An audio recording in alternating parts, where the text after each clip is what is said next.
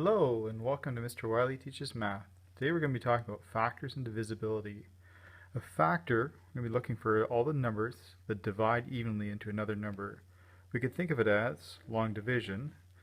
What are all the numbers that can sit out here and divide in so that we end up with no remainders? For 24, we know that 1 divides in evenly, because 1 times 24 is 24. And that also tells us that 24 is another factor of 24. We can always start with 1 in the number, whatever it is. Because 24 is even, I know that 2 is also a factor, because 2 times 12 is 24. Continue on, we can look at 3. Does 3 go into 24? Yes, it does. 2 plus 4 is 6. 6 is divisible by 3, so 3 is a factor.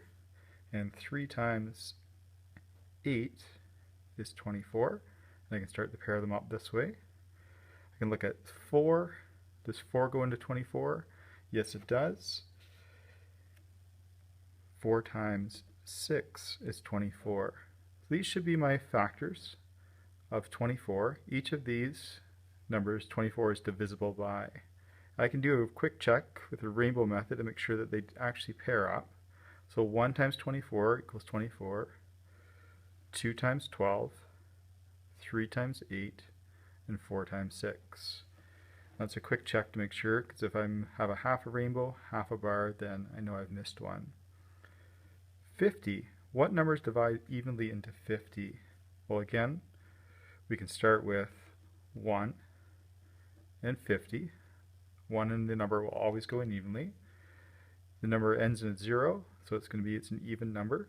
So 2 times 25 equals 50. And 3 doesn't go in, 5 plus 0 is 5. 4 doesn't, but 5 does. 5 times 10 is equal to 50.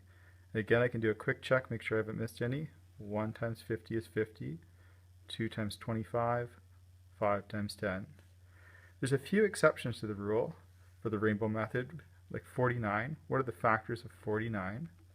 Well, 1 and 49.